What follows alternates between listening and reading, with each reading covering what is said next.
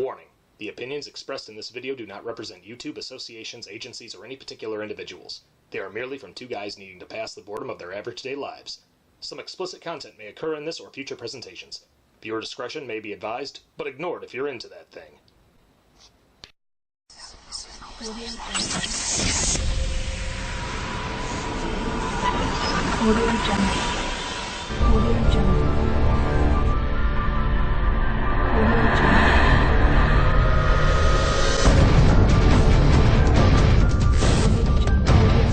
What's going on, guys? I'm the Big Bad Wolf Benny. And I'm the Wild Man Wes. It's the Wild Wolf Show, yo. It's day one of Shocktoberfest. Oh yeah, I'm excited. Oh yeah, I'm totally pumped. We've been waiting for this for a while. So, we're going to start off with a movie that's based on real events that actually happened. The movie kind of fabricates a couple things to kind of make it a little less weird. We'll get into that. We're going to be doing Henry, Portrait of a Serial Killer. Oh yeah.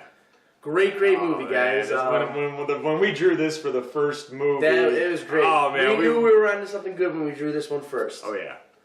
So anyway, guys, it's based on real-life serial killer Henry Lee Lucas. Now, he went to jail, for murder of about 20 people. He claims it's somewhere in the 80s. Now, in the movie, there's three main characters. You have Henry, you have his roommate Otis, and you have Otis's sister Becky. Now, in real life, when these three were on a rampage together, Becky was actually Otis's 13-year-old niece.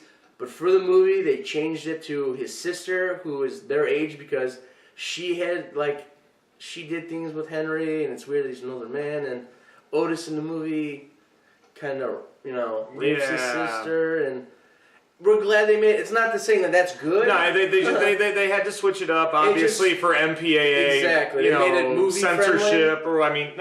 What's that? They made it movie friendly, I guess. Well, it's not a good way to say it, but that's what they did. Theater friendly. That's what they did? Yeah. Obviously, it wouldn't be family friendly. It's not family friendly. It's movie friendly, where you could actually show it. Again, we on the Wild Wolf Show do not tolerate any form of physical, sexual, any kind of abuse like that. We just want to put that out there. We're not promoting it, but at the same time, in this movie, we're not denying the fact that it happened. Yeah. Okay, so now that we're not going to get sued. Okay. Yeah. So anyway, it starts off. The cool thing about this movie, too, if you guys saw our trailer, we actually got to shoot on location for one of the scenes when Henry's driving around. He's on I-80 over the Des Moines River. And, yeah, that's right here by our house. So we actually shot that on location just to show you we care. Yeah. So anyway, he's driving around. Basically, you find out he's a serial killer. He just goes around, he pulls scams, he pretends he's the bug man. Just to get into people's houses. We also forgot to mention that Henry is played by none other than legendary actor Michael Rooker. Oh, that's right. How could I forget? Shame on me. Oh, yeah. Good old Merle from The Walking Dead. No, he's been in everything, He's been in everything. Gosh, Cliffhanger, Mallrats, yeah. Mr. Guardians of the Galaxy. Yep. He's just a great, phenomenal actor. Would you like a chocolate-covered pretzel? I would not. No, exactly. Anyways, he's been around. I heard he's a really nice guy to talk to at conventions. Oh, yeah. He is. He really is. But, so anyway, let's get back to the movie then. So anyway, like I said, you see him driving around. He's picking up people. He's taking their stuff. He's killing them. Finally, he gets Otis in on it. And he tells Otis, the one that they go out, they pretend their car's broken down. And a guy pulls over to help him. Well, it's Chicago, so that really shouldn't have happened. People don't help people in Chicago. But anyway, that's neither here nor there. This is the 80s. Yeah. And they shoot the guy. They kill him. And he tells Otis, they go to the river. They throw the gun in the river. He's like, yeah, you see how you get away with this is you kill one person with one thing, kill another with another. And it's like this way they can never get pretty much like, a pattern. There is no pattern. So throw them off. Pretty much. Like they're all random, but... So, anyway, so you find out how deeply disturbed Henry is, too. You find out that his mom was a prostitute when he was a kid who used to sexually abuse him. She'd beat him, put, cigarettes out on him. Put him in a dress. All that stuff. But then you find out, too, that he later killed his mom. Now, the thing that I like about it is there's, like, 3 different versions of how he does it. Yeah. And he says 2 of them within, like, 10 minutes of talking to Becky about it. He's like, yeah, I killed her with a baseball bat. He's just like... She's like, I thought you shot her with a gun. He's like, yeah, I shot her with a gun. So you really don't know what happens. That just shows you how deeply disturbed Henry really was. Is he doesn't remember how he killed his mother. So, yeah. So it's kind of messed up if you think about it. So you can see he actually did have psychological problems. But again, going through all the stuff he did, you can't really blame him. No. But, so yeah, they go through the movie. We come to the scene where they go to buy a new TV because, you know, Henry kind of broke his in a fit of rage. And they want to Did you say Henry broke in the fit of rage? No, Otis. Okay, I'm sorry. It was Otis. I was like, wait a minute. My bad. So Otis breaks the TV in the fit of rage. So they go to buy a new one, and they only have like a certain amount of money, and they want a color TV, but they don't have enough. So they decide just to kill the guy, take the TV they want. They take a camcorder. Camcorder ends up playing a big part in the movie because they take it out with them on their kills and stuff like that, and then they watch what they do. So it just shows you how sick and twisted these guys are. They're like watching themselves hurt, maim, kill people, rape people. So again, what makes this movie so scary is this: it actually happened. Not probably how this movie portrays it, but something along the lines like this really happened. These people are really real. I actually think Henry Lee Lucas is still alive in prison right now. We may have to do research on that. You never know. But so that's scary that there's people out there like that. Yeah. So that's what makes the scary movie scary is it happened. It's not that it could happen. Like other movies, like, say, perfect example. I don't know if people believe in the supernatural or not. I'm not going to say I do or not, but it's scary to think that this possibly could be out there. But that's our safety net. It might not be real. It's just a movie. I mean, if you think about it, there's a lot of horror movies that, you know, they say based on a true story and whatnot. I mean, a couple I can think of, Texas Chainsaw Massacre, Psycho. They're all based off of the guy Ed Gein, who pretty much killed a bunch of people, tore off their skin, all that jazz. Maze, like, you know, light posts and stuff on. So again, how many people do go into a movie, though? Question yourself now. How many times have you done this? You gone into a movie that says based on a true story, and you take that movie as gold. It's the Bible. That's really what happened. I'm sure you've done it. I know I've done it once or twice. Me too. So don't say you haven't. That's okay. And then I watch it and go, that could never happen. Hell no. And then you find out that scene's the only actual scene that was real, and then you're like, damn. Yeah. But anyway, guys, so Henry and Otis are going off. You know, they kill a couple families, they kill a couple people. Finally, Otis kind of just snaps, and this is when he takes his sister. And Henry comes in and saves her, but Otis gets the better of Henry. Luckily for him, Becky saves him. So they dispose of Otis's body. And then, you know, they're driving around. They stay in a hotel. You know, you assume they have sex. They have a moment. They have a moment. And then the next day you see Henry stop on the side of the road and he just dumps a briefcase, like a luggage. And you kind of see a little blood start to go, and you didn't see Becky in the car, so you often wonder. That's how the movie ends. Did they find a random person to kill, or did he kill Becky? Because she might be in the car, you don't know. But it just questions, was he just not able to cope with this intimate moment with a woman? When I watched it the other day to relive it, I could have sworn I saw a head, like somebody like sleeping in the passenger seat. But you don't know. That's the best part. It leaves you on a cliffhanger like that. So, again, another cool thing about this movie was it was shot in Chicago. So you see a lot of, if you're from Chicago, been to Chicago before, you see a lot of familiar, you know, streets, like when they're on Lower Wacker. Yeah, every time I see that scene, I'm like, I've driven on that road before. So it's kind of cool. Like I said, I love going past places that movies are shot. Like, I've been there. I could have been in that movie if I was at the right place at the right time. So anyway, that's pretty much Henry in a nutshell, guys. Like I said, we want you to go see these movies. That's why we're not giving you the detailed list of what went on anymore, because we feel like we ruined the movie for you, and I'd rather have you see it, because we do forget a lot of things to mention, because we always notice, oh, you forgot to say, or I forgot to say. So we're trying to make it better for you. We're just giving you a little synopsis, what happens in the movie, and then we want you guys to go see it. You know, that's the best part about movies. You get a good recommendation or a movie that, you know, I might have to check that out. Exactly. Well, we're going to go into things that we liked and didn't like about the film. So, obviously, let's start with the good. We had mentioned about the bridge scene. You know, of course, just on location right by our house. Oh, yeah. Took us 15 minutes to drive there. So we're just going to kind of, you know, skip that one because, obviously, we're just kind of beating the dead horse in this situation. The main cast.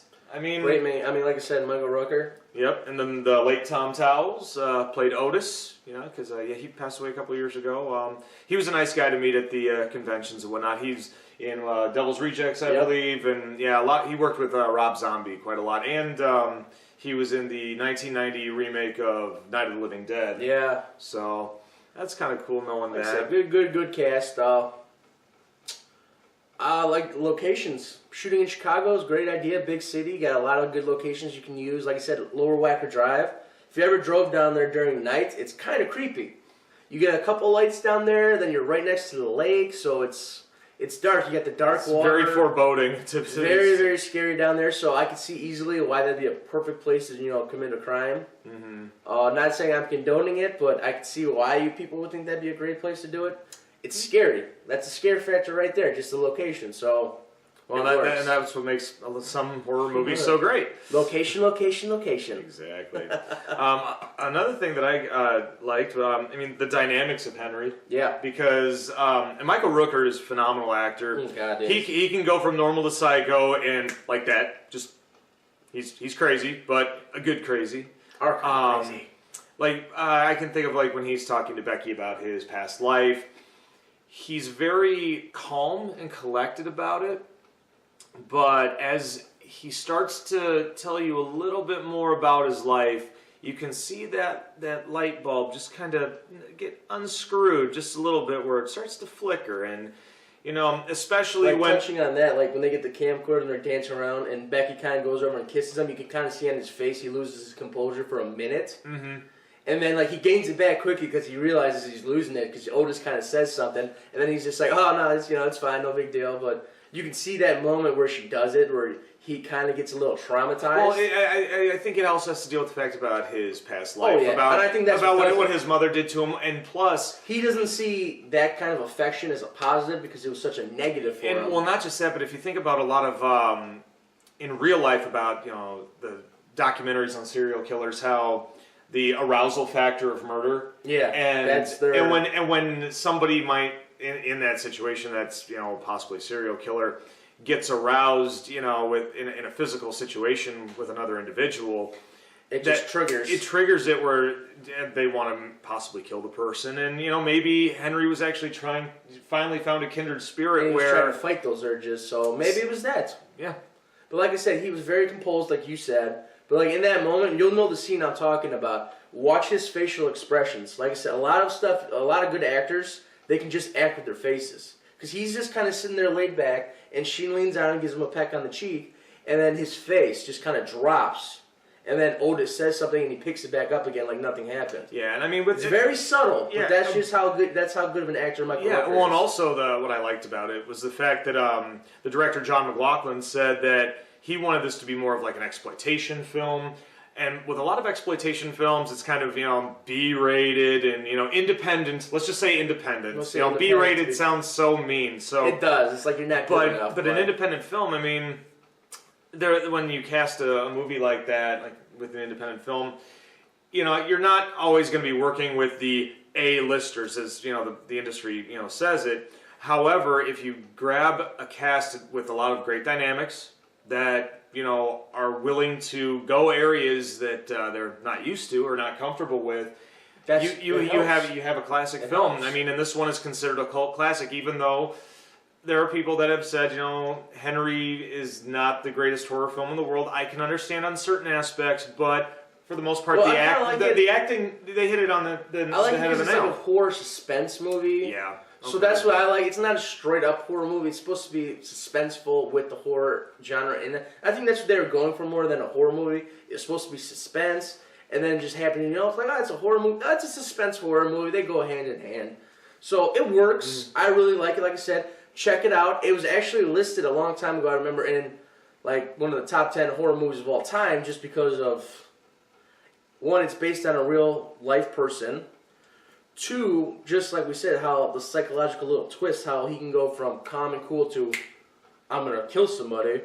Like that, it's good. It really is good. And like I said, it's scary because it's not a supernatural force outside trying to get you. it's something that every person could have inside of them. You know, one bad day, like the Joker said. One bad day. All it takes is one bad day. Yep. So, and other than the good stuff, I mean, we've got a couple other good things, but, you know, when we talk about things that we like, we also talk have... about something we don't like. I'm going to go with something that I nitpick on every movie. It doesn't matter what genre it is. Continuity. There's just one moment. One moment. When Otis kicks his TV, if you look closely, the antenna is missing. Where the hell did it go? This is the 80s, guys. Antennas were a necessity. Yes. So, I mean, I understand with special effects or stunts where if you're want to take them out, just to or if you're going to kick the TV and it's going to pop or whatever. Yeah, but still, continuity for me, John McLaughlin. Naughty. Or John McNaughton, I should say. I keep saying McLaughlin.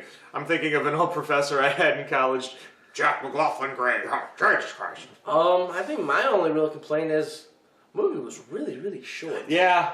I wrote that down too. I feel like for about an hour and 10 minutes. I feel like you could easily fit another 20 minutes in there of stuff, and it would have worked. I mean, don't get me wrong. I like short movies. It's straight to the point. I just feel like maybe we could have had a little bit more character development. Well, I mean, even the first, Friday the 13th was like an hour and 10, hour 20. And look at that. That's good. Yeah. So again, I'm not dogging it. I'm just saying they could have added another 15 minutes in there, or maybe building a little bit more character. And the sad part was the version we watched was the director's cut, the unedited version. Unedited, all good. And it was only about an hour and 10 minutes. So figure the cut version was probably maybe just over an hour. Yeah. Just. They're probably just taking out some of the violence. Some of it, yeah. There's a couple scenes where I could see them not wanting to glorify certain things. Yeah. Again, I understand that's good. It's not a bad thing to do. Yeah. Because a lot of people out there now it's monkey see, monkey do. So you see something like that, oh, they did it in the movie. So one last thing on the bad side, and it seems like a little bit of a plot hole in a sense, with the situation of them using the camcorder to film all of their murders and what have you. There's a scene where they're driving down the street and Otis is trying to film everything that he can, and he's trying to film women that are wearing dresses and whatnot, trying to be a pervert. And at one point, Henry, it's like he turns the wheel into a corner and it breaks the camera. And he hits it on another car, and then Otis just throws it out the window. It's like, you guys just incriminated yourself. Yeah, I was gonna say that because I wrote down, what about the tape?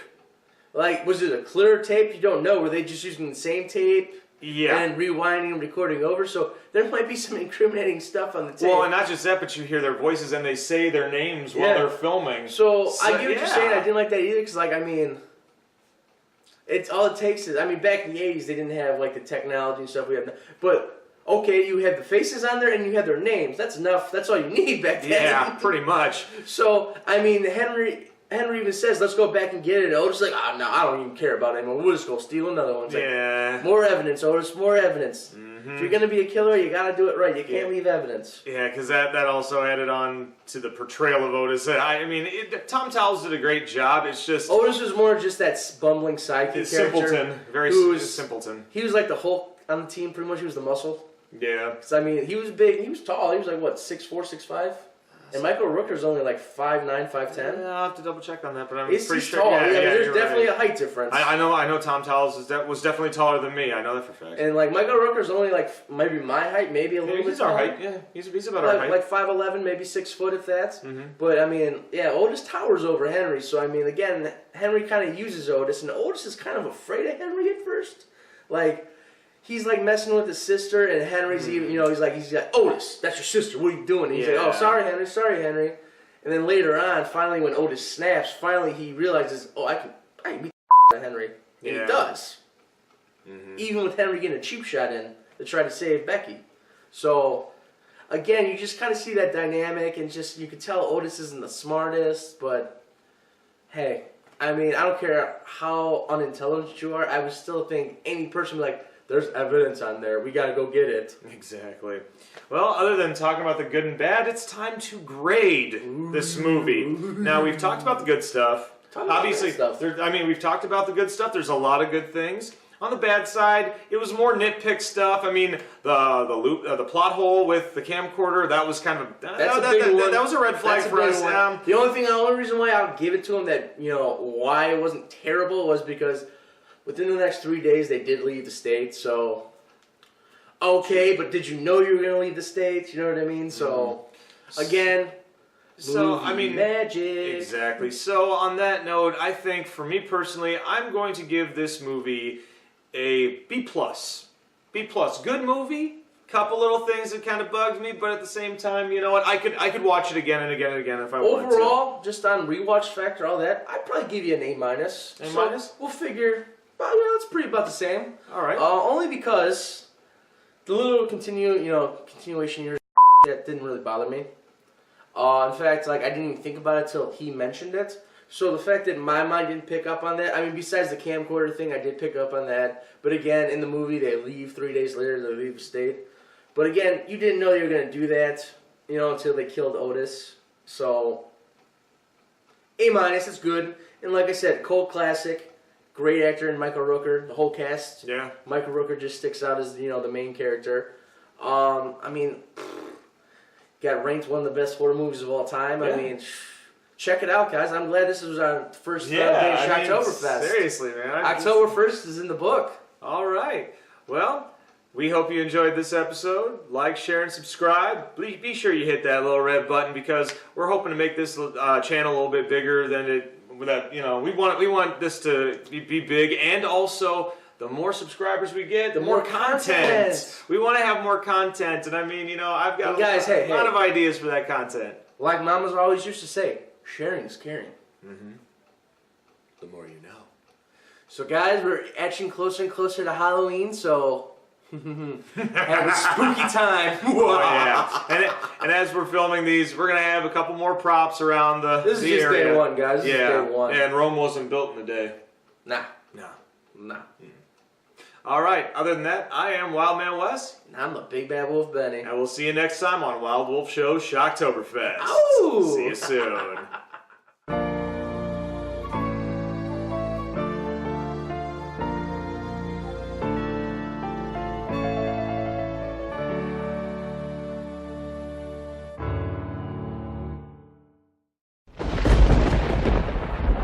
Benny, okay, so I've been thinking about this.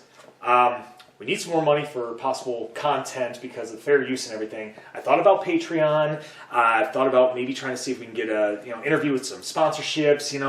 It might take a little time, but we really need some money. Is there any ideas you can think of to maybe we can figure this out? There's this one kid I know. His dad owns like a bunch of diamond stores. What if we just kidnapped a kid, hold him for ransom, so he gives us like a bunch of diamonds? We could sell them easily. Yeah, illegal, yet promising. Yeah, I think that could really... Hang on a sec.